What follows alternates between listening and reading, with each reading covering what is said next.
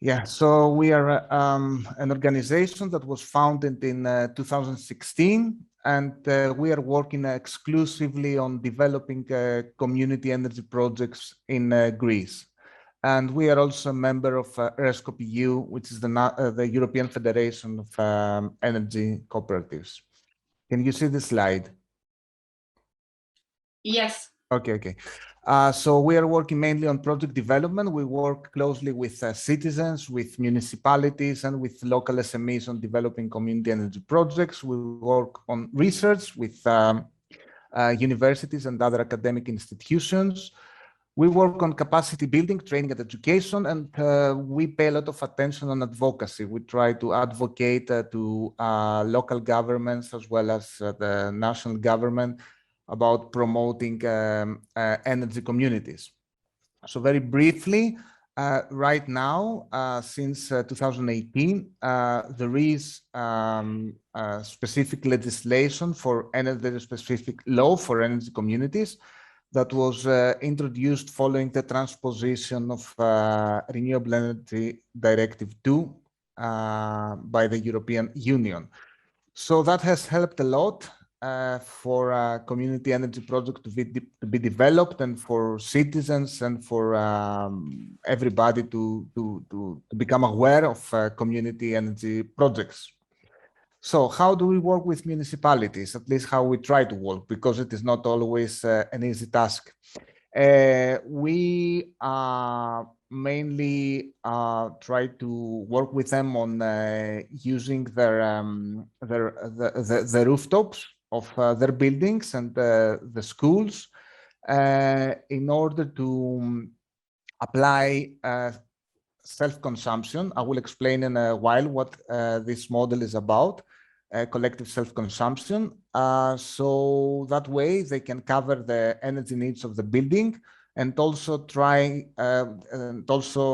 transfer the remaining power to other members of the energy community, and also to provide the free energy to energy vulnerable households, and that way to tackle energy poverty. So this is when it comes to project development. Apart from that, we work a lot with them on advocacy networking and awareness raising. We work with them trying to help them integrate energy communities into their climate and energy plans and their overall strategy and actions. And also we support them by mediating and put them in contact with international networks. Lately, we have been working with a municipality in Athens. It is called Halandri, and we are working right now with them to utilize the school rooftops. We have also worked with another municipality on a collective self-consumption project, and it is not realized yet, but it is under construction, and 50% of this 1 megawatt solar park will provide free energy to energy poor households. And also we did a very extended study about the energy poverty levels of this area. And we have also worked with the municipality of Athens on how to engage and to support refugees through community energy projects. Some fields we want to expand working with municipalities is about electric mobility, to use energy communities as a just transition mechanism in areas that are called coal regions. Especially there is an area that is called Western Macedonia, and over there approximately 70% of the coal plants for electricity were based, and now since we are in a coal phase out, all this region is trying to find a new identity and to create new projects. So now very briefly about our lighthouse project. Is called Hyperion. It is in Athens, Greece. It is the first collective self-consumption energy community in Athens. It is a not-for-profit energy community. Right now, there are 35 members. at its first phase. The main motives of this energy community is environmental motives, social motives, mainly linked to find ways to tackle energy poverty. Also, members are very interested on the collective ownership, the cooperative model, and how they can access the collective ownership, the collective governance model, and the transparency, which is a key attribute of the cooperative model. And we have already seen that this transparency is a very important tool to obtain trust among the members, which is very important. And of course, Hyperion is acting as a lighthouse project that we will be trying to replicate in the near future. A key thing is that how this energy, the first project was funded. Mainly, it was funded by its members, but also we used a crowd lending platform that is called Genervest. It is an initiative of Greenpeace Greece. And through this platform, we were able to attract capital by other organizations. Among them was also Copernico, and that was a very good example on how other cooperatives from other countries could support other cooperatives. So the next steps of Hyperion is to scale it up. The second phase will start quite soon. We want to collaborate with municipalities more closely, and we want to expand in other activities. Sorry about that. And include more energy vulnerable households. So yeah, that's all from my side.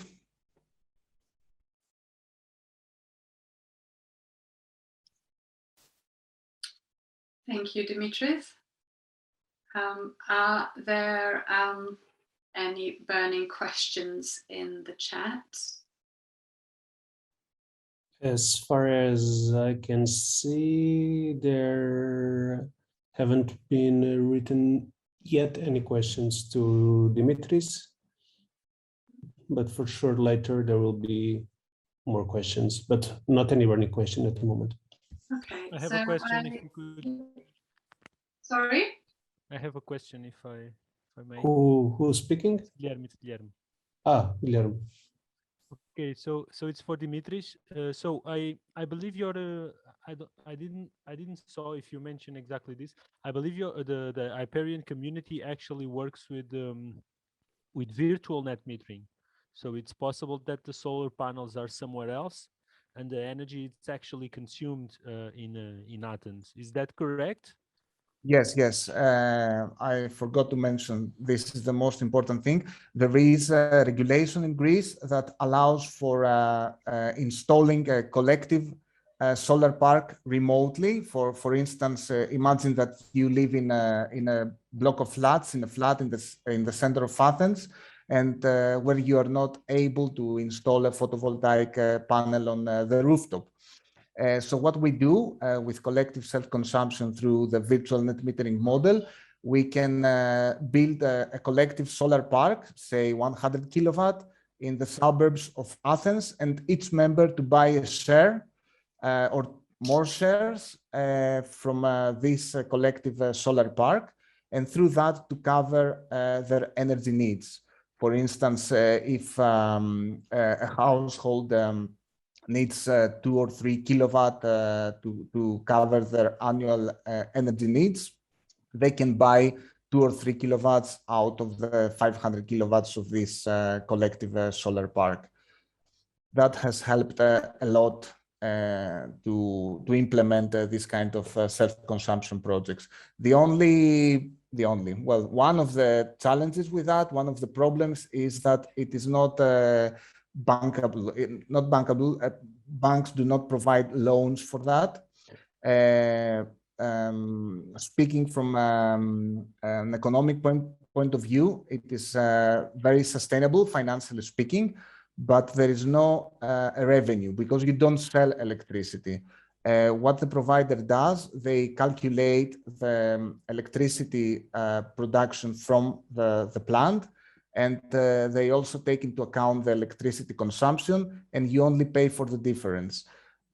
So in that case, you're able to save from your energy bill, but you don't take money in your hands. It's just saving in the energy bill. I'm not As I sure was if this is suspecting- clear, but I can send you more information about it. Good, thank you. That's great. Britt, as I was suspecting, there are more questions now to Dimitris. No. So shall I ask them, or do you want to I think you should take them ask to the end? them. I think you should ask them now because I think it's All good right. to go into the subject. So from João Encarnação from Energaia, so from the north of Portugal, very simple question. Do you have municipalities as members from Hyperion? Sorry, what was that? If there are municipalities Yeah. as members. For Hyperion, not yet, but we have supported the creation of other energy communities which have municipalities as members. Maybe could you give an example of An in Greece, I example- would say.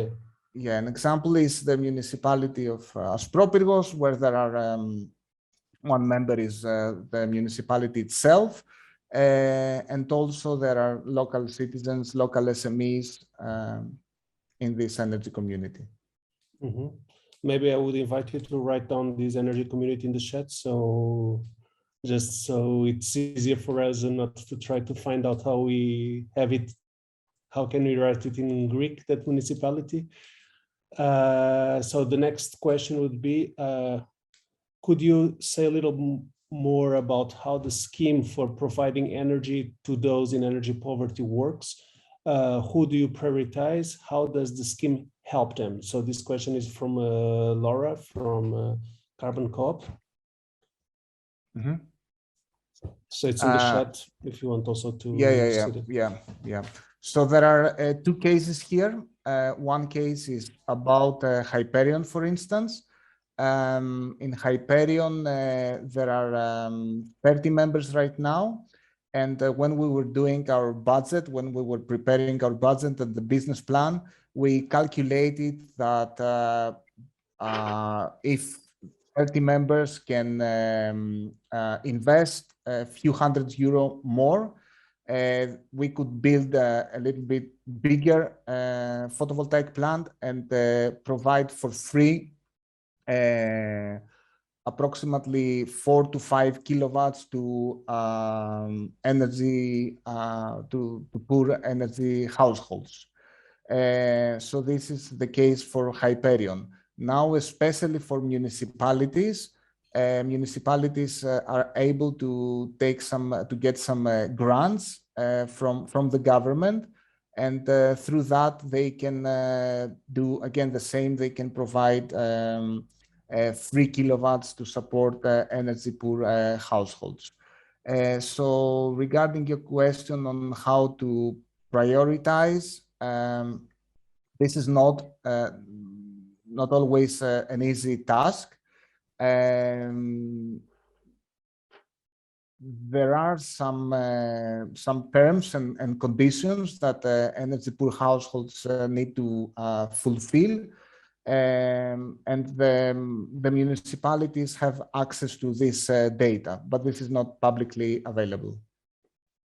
But the municipalities are aware of that and they can do it. Thank you, Dimitris. Laura, are you happy with the answer? I hope. Francisco, I have one more question for Dimitris. All right. Also, Dimitris is the only representative in the room coming actually from, or speaking, coming from the energy community's background, and I think it would be really good for others to hear. If I can put you on the spot, what are your three top tips of how municipalities can support or enable energy communities? What are the 3 things? If you would start somewhere, what would it be? Yeah.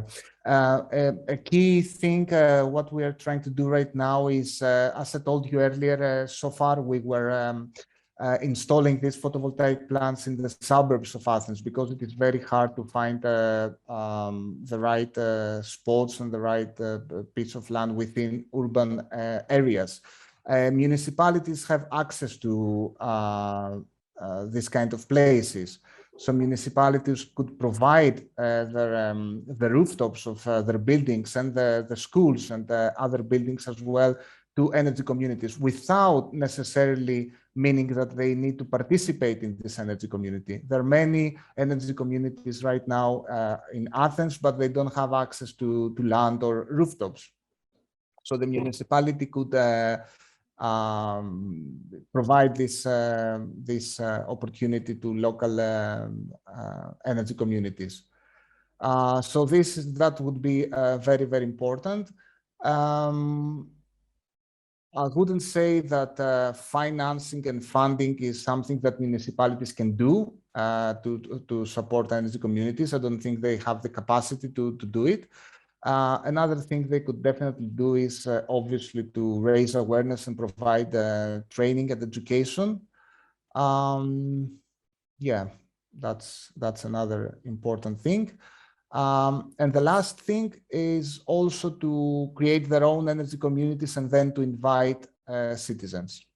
So the first is not to participate in energy communities, but provide the rooftops of facilities. And the last one is to build energy communities and then to invite citizens to participate. And local SMEs, let's not forget about local SMEs. It's also very crucial to have local SMEs. Thank you so much, Dimitris. And I think maybe if we just, for explanation sense, I think often when we haven't had so much time to talk about the definition of community energy, and we also assume that you joined this call knowing quite a bit about it already. But just to say that specifically in the clean energy package and in the definitions that we find now, there is much more talk about SMEs and local authorities becoming a member, so becoming a co-owner of this cooperative or the community energy organization. And just to be really clear, this is not available to, for example, a big private. It's often really important to say that your local EDF cannot become a member of